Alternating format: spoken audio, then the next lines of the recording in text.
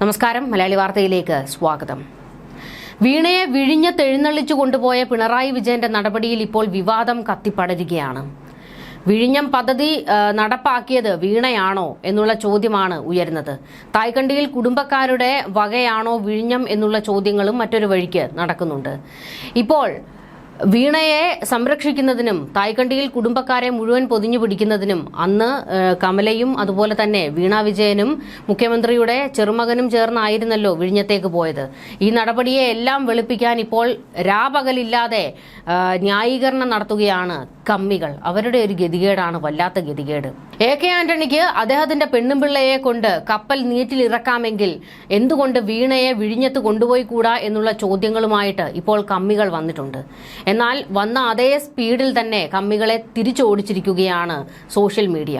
ഒരു പോസ്റ്റും തള്ളിക്കൊണ്ടുവന്ന CPM നേതാവിന് വായടപ്പിക്കുന്ന മറുപടിയാണ് കൊടുത്തത്. ഇന്ത്യ തദ്ദേശീയമായി വികസിപ്പിച്ച ആദ്യ വിമാനവാഹിനി യുദ്ധക്കപ്പൽ INS വിക്രാന്ത് നീറ്റിലിറക്കിയത് AK ആന്റണിയുടെ ഭാര്യ എലിസബത്ത് ആയിരുന്നു. ഇതിനെയും വിഴിഞ്ഞത്തെ മുഖ്യമന്ത്രിയുടെ കുടുംബസമേതമുള്ള യാത്രയെയും ബന്ധിപ്പിക്കുകയാണ് സൈബർ സഖാക്കൾ. എലിസബത്ത് കപ്പൽ നീറ്റിലിറക്കിയ ഫോട്ടോ സഹിതമിട്ട് മുതിർന്ന CPM നേതാവ് അനിൽകുമാർ തന്നെ ഒരു പോസ്റ്റ് അങ്ങ് കാച്ചി. ആന്റണിയുടെ ഭാര്യ പ്രതിരോധ വകുപ്പിൽ ഔദ്യോഗിക ചടങ്ങ് ഉദ്ഘാടനം ചെയ്യുന്നു. മനോരമ പത്രത്തിൽ വന്ന വാർത്ത. വിഴിഞ്ഞം തുറമുഖം കാണാൻ മുഖ്യമന്ത്രിക്കൊപ്പം കുടുംബാംഗങ്ങൾ കൂടി ഉണ്ടായിരുന്നു. അത് ഔദ്യോഗിക ചടങ്ങിൽ പങ്കെടുക്കുന്നത് പാപമായാൽ എലിസബത്തിനെ കോൺഗ്രസുകാർ എന്ത് പറയും? BJPയുടെ ദേശീയ സെക്രട്ടറിയുടെ അമ്മയാണെന്ന കാര്യം കാവിപ്പടം മറക്കരുത്. ഇതായിരുന്നു അനിൽകുമാറിന്റെ കുറിപ്പ്. കപ്പൽ നീറ്റിലിറക്കുന്ന ചിത്രവും ഒപ്പം ഉണ്ടായിരുന്നു. ഈ പോസ്റ്റാണ് വസ്തുതാപരമായ ചർച്ചകളിലേക്ക് ഇപ്പോൾ വഴിമാറിയിരിക്കുന്നത്. എന്നാൽ അനിൽകുമാറിന് അതുപോലെ തന്നെ അനിൽകുമാർ പങ്കുവച്ച പോസ്റ്റിനെയും തള്ളി വന്ന എല്ലാ സഖാക്കൾക്കും ഒന്നാന്തരം അടിയാണ് കിട്ടിയത്. ഇന്ത്യയിലെ പ്രതിരോധ മന്ത്രിയായിരുന്നു ആന്റണി. കൂടുതൽ കാലം പ്രതിരോധ മന്ത്രിയായിരുന്ന വ്യക്തിയും അദ്ദേഹമാണ്. മാരിടൈം നയമനുസരിച്ച് പ്രതിരോധ വകുപ്പ് കൈകാര്യം ചെയ്യുന്ന വ്യക്തികളുടെ ഭാര്യയാണ് കപ്പലുകൾ നീറ്റിലിറക്കുന്നത്.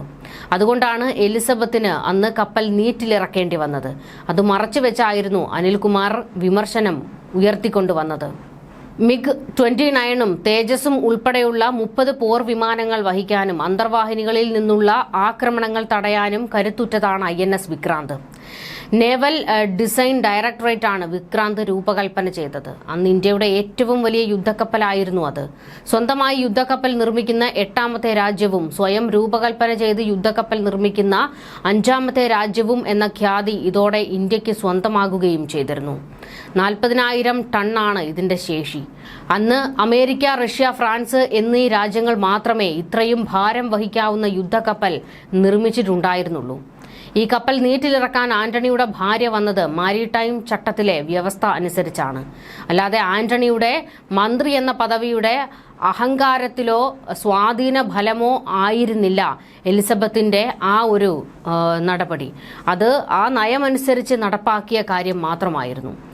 ഇതിനെ വീണയെ എങ്ങനെയെങ്കിലും ഒന്ന് രക്ഷിച്ചെടുക്കാൻ വേണ്ടി കൂട്ടിച്ചേർക്കാൻ വന്ന CPMകാർക്കാണ് ഇപ്പോൾ തലങ്ങും വിലങ്ങും അടികിട്ടിക്കൊണ്ടിരിക്കുന്നത്. 2009 ആന്റണി പ്രതിരോധ മന്ത്രി ആയിരുന്നപ്പോഴായിരുന്നു INS വിക്രാന്തിന്റെ കീൽ ലേയിങ് കർമ്മം നിർവഹിച്ചത്. നേവിയുടെ പാരമ്പര്യമനുസരിച്ച് പ്രധാനപ്പെട്ട കപ്പലുകൾ ലോഞ്ച് ചെയ്യുന്നത് മുഖ്യ അതിഥിയുടെ ഭാര്യയാണ്. അതുകൊണ്ട് 2013 എലിസബത്ത് ആന്റണിയാണ് കൊച്ചിൻ ഷിപ്പ്യാർഡിൽ വെച്ച് അത് ലോഞ്ച് ചെയ്തത്. അനിൽകുമാറിന് മറുപടി കൊടുത്തുകൊണ്ട് നല്ല ഒന്നാന്തരം പോസ്റ്റുകൾ ഇപ്പോൾ സോഷ്യൽ മീഡിയയിൽ ഉയർന്നു വരുന്നുണ്ട്. അതിൽ ശ്രദ്ധേയമായ ഒരു കുറിപ്പ് ഇങ്ങനെയാണ്. സഖാവ് K അനിൽകുമാറിന്റെ ഒരു പോസ്റ്റ് കണ്ടു. ആന്റണി പ്രതിരോധ മന്ത്രി ആയിരുന്നപ്പോൾ INS വിക്രാന്ത് വിമാനവാഹിനി കപ്പൽ ഭാര്യ എലിസബത്ത് നീറ്റിലിറക്കുന്ന ചിത്രം.